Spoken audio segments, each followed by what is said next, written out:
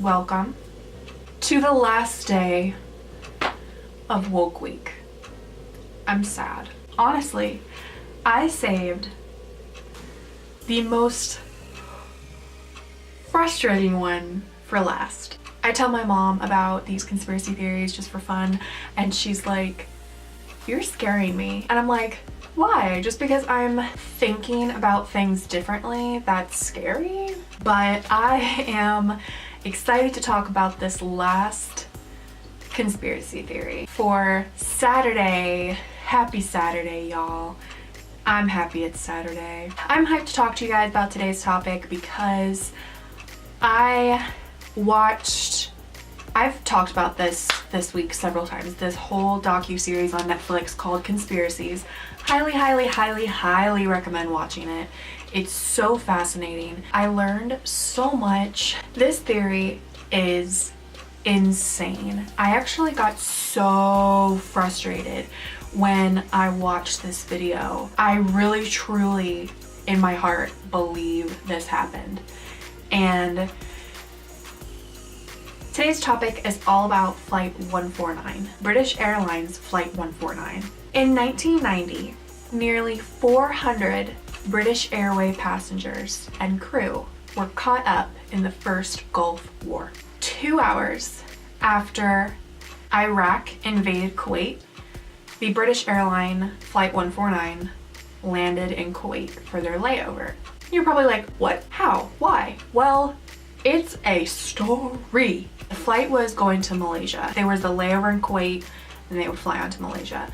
And this was a flight full of people going there for business, for pleasure. Barry Manners was one of the passengers. He was 24 at the time and he was going there for a vacation. Young, like full of life, ready to see the world. Little did he know, he was going to be held captive 4.5 months by Iraqi soldiers. He feels betrayed by his government. I am 24 right now. If that happened to me, I honestly don't know how I would respond. I would just feel like my life was over. It would be like you faced the threat of death every day. You wouldn't be the same person. There was an author named Stephen Davis, and he wrote a book all about the whole debacle with the flight. He believes, and I believe, because once you hear the facts, it's insane. The whole point of the flight landing pretty much in a war zone is because there was a team of covert operatives getting into Kuwait to be able to track Saddam Hussein's movements. It was just the quickest and easiest method of getting them on the ground. At the risk of losing 400 passengers and crew from all over the world, many people, including Barry Manners, said that they noticed this group of like 6 guys. They were super fit, very serious looking, and they all sat together, and he believes that this was the team of covert operatives. Stephen Davis, who wrote the book, ended up finding 2 of the operatives and has signed affidavits saying that yes, they were on a mission to get into Kuwait off of that flight. How are we still not believing this happened? Before this flight took off, basically a guy from the Ministry of Defense came over and talked to the British Airlines and was like, it's fine, go ahead and fly. It was known worldwide that Kuwait was a hostile environment, that Iraq and Saddam Hussein, he was looking to invade. So they were very worried, and so they went and talked to the Ministry of Defense because, you know, you can trust your government, right? And the guy was just like, it's fine, go ahead and go. And the Ministry of Defense said, we will contact the airline and the airline will contact the plane if anything happens. Did they do that? No. The reason why this was so important for England and the US, honestly, is because Kuwait is a major oil source, and it would be devastating to the US if we lost that tap. This is why it was so important for them to figure out a way to get inside and have an inside look at what was going on. The plane lands in Kuwait 2 hours after it's been invaded. They have no idea. They get off the plane and these 6 fit dudes just vanish. They get off, they go into the airport, and not a soul was there. No other planes had landed. And they were like, this is sketchy.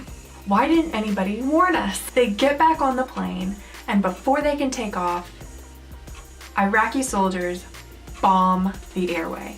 Clive Earthy was a flight attendant on this flight, and he actually said, I have done this route, landing in Kuwait, then to Malaysia. I have done this route 30 times. It's a very basic flight.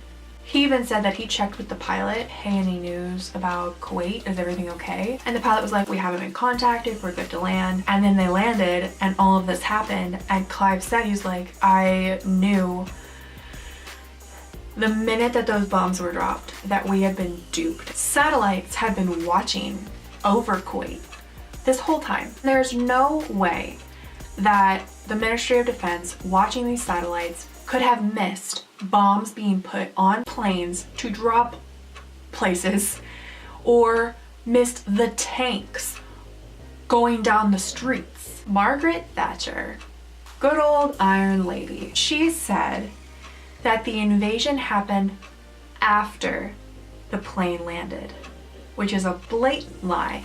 A lot of people blame the airline. They're like, but after being assured by the Ministry of Defense it was fine, you tend to trust your government. John Chappell was 14 at the time all of this happened and was taken into captivity. 14! He said when he landed in Kuwait, he said these exact words. It was apparent to me that Iraq was very likely to invade Kuwait, and it wasn't a safe place to land. I was amazed when we touched down. If it was apparent to me that it was not safe, how could the government not have known? If a 14-year-old can look at the TV and say, this looks really, really bad, how can the government just be like, it's totally fine, take a risk and land there? John Chappell at 14 witnessed somebody being shot. And then his sister, Jennifer, she saw Iraqi tanks drive over cars filled with people trying to flee. And she said this, I was an outgoing, naive 12-year-old. 12 years old! This experience took away my innocence. My childhood ended, and I have had 16 years of psychological problems as a result.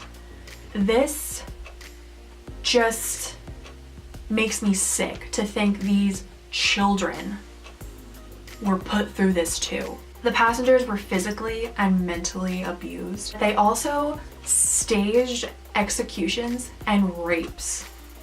Sick, sick bastards. Handicapped people, women and children, and people from France, Germany, and Japan were released first. US and British citizens were the last to be released. These US and British citizens were used as human shields. Around 400 people's lives were changed forever. They don't know why they've been lied to for years. I can't imagine living with that. There's so many things going on in our government in the United States that is real sketchy and real scary. And I'm like, dude, what's going on? After hearing about this and doing research on this, I am truly scared of what our government, who claims to be trying to protect us, might do in order to protect themselves.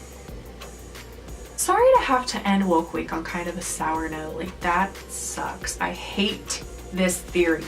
It's not a theory. This is what happened. I believe that this is what happened. That concludes Woke Week. Yay! Jazz hands! This was a ton of fun. I want to do it again. I don't know when, maybe sometime over the summer. If you have any conspiracy theories you'd like me to research, talk about, add to Woke Week Season 2, you just let me know. And also let me know if my fountain annoyed you or intrigued you. I'd like to know. Be sure to subscribe and click that little notification bell because apparently it does something. Thank you again for watching, and until my next video, hang loose.